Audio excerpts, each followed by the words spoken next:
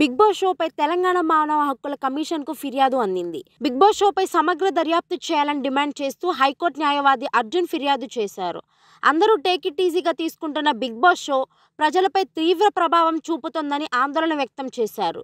Big boss show ముగిసిన తరువాత Annapurna studio వద్ద చేసిన వీరంగం అంతా ఇంతా కాదని ఆయన గుర్తు చేశారు.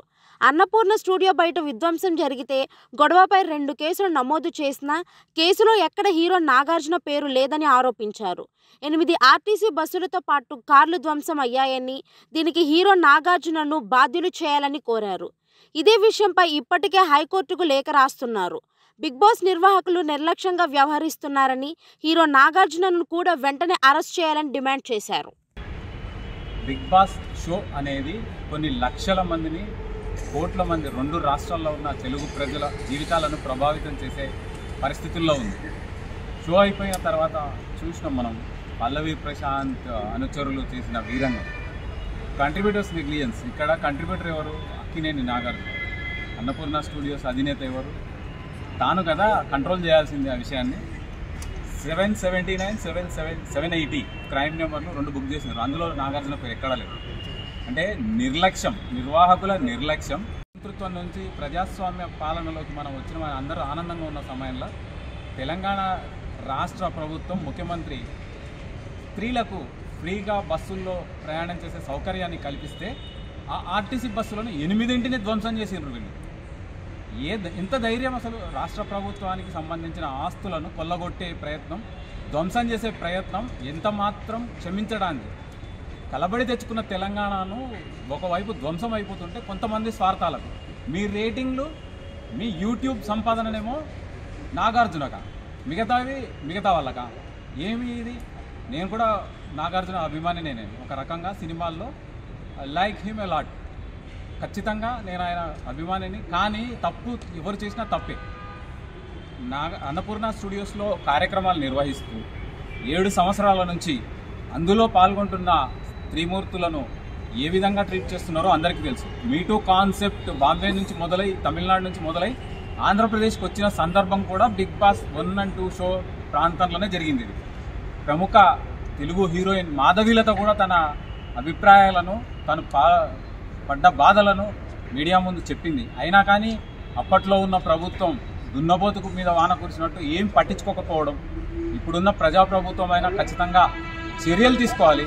డీజీపీ గారు మీరు చూడట్లేదా? కంట్రిబ్యూటర్స్ నెగ్లిజెన్స్ నాగార్జున కదా బాధ్యులు.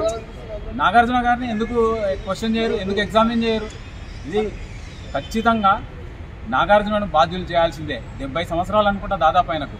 ఏం వాల్యూస్ నేర్పిస్తున్నారు మీరు? యువత ఫాలో అవుతుంది బిగ్ బాస్ని, లక్షల సంఖ్యలో చూస్తున్నారు. దాదాపు 100 రోజులు మీరు ఒక కన్ఫైన్ చేసి యువకులను ఏం మెసేజ్ ఇవ్వదలుచుకున్నారు అనేది. అంటే మీ సినిమాల్లో వచ్చిన డైలాగులు అవి సభ్య సమాజానికి ఏం మెసేజ్ ఇవ్వదలుచుకున్నారు? మేమంటే కాపీ చేసినట్టు అవుతుంది. కానీ ఒక బాధ్యతాయుతమైన ఒక తండ్రి హోదాలో 2 అబ్బాయిలకు తండ్రి మీరు, మీ ఇంట్లోనే కొన్ని ఇబ్బందులు జరిగినాయి. అవన్నీ మేము మాట్లాడడానికి కూడా బాగోదు. కానీ మీ ఇంట్లో జరిగిన ఇబ్బందులు సమాజం అంతా కూడా బాధపడాలని అనుకోవడం పెద్దలుగా, ఒక 70 సంవత్సరాల వయసున్న నాగార్జున గారు, మీకు సమంజసం కాదు. అక్కడ జరుగుతున్న అన్యాయాలు, అక్రమాలన్నింటినీ కూడా రాష్ట్ర సర్వోన్నత న్యాయస్థానం ప్రధాన న్యాయమూర్తి గారికి నేను లేఖ ద్వారా పంపించడం జరిగింది. నిన్ననే చెప్పడం కూడా జరిగింది. గతంలో కూడా వైజాగ్ ఇన్సిడెంట్ గుర్తే ఉంటుంది. సారోగసికి సంబంధించి పిల్ 1 of 2017 ఆ రోజు నేను లేఖ రాస్తే ఉమ్మడి హైకోర్టు దాన్ని పిల్గా స్వీకరించడం జరిగింది. 1 of 17 అందులో చర్యలు తీసుకున్నట్టే కూడా ఇప్పుడు కూడా చర్యలు తీసుకోవాలని రాష్ట్ర సర్వోన్నత న్యాయస్థాన ప్రధాన న్యాయమూర్తి గారిని నేను రిక్వెస్ట్ చేయడం జరిగింది. అదే కాకుండా హ్యూమన్ రైట్స్ కమిషన్లో 8 బస్సులను ధ్వంసం చేస్తే ఆ బస్సులు ఎప్పుడు తయారవుతాయి? ఎప్పుడు మళ్ళీ ప్రజలకు అందుబాటులో వస్తాయి? ఎంతమంది స్త్రీమూర్తులు వాళ్ళ జీవితాలను వాటిలో వాళ్ళు అందులో ప్రయాణం చేసి వాళ్ళ జీవన భృతిని పొందుతున్నారు.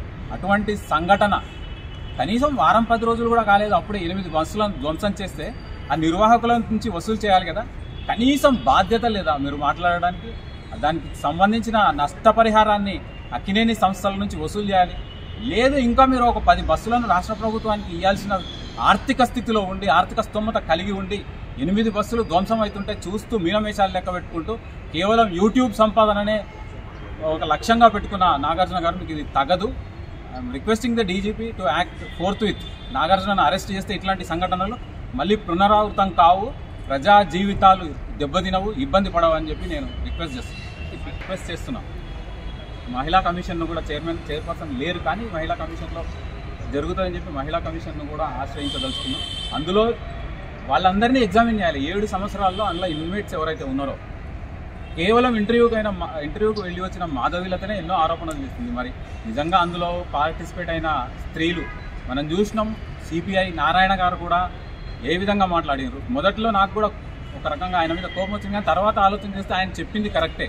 మీ ఇంట్లో ఉన్న స్త్రీలను ఆ షోకు పంపిస్తారా, ధైర్యం ఉందా మీకు అని ఆయన అడిగిన తర్వాత నేను కూడా ఆలోచన చేయడం జరిగింది. మొన్న రాత్రి జరిగిన ఇన్సిడెంట్ నన్ను కంప్లైంట్ ఇవ్వడానికి పురికొల్పింది.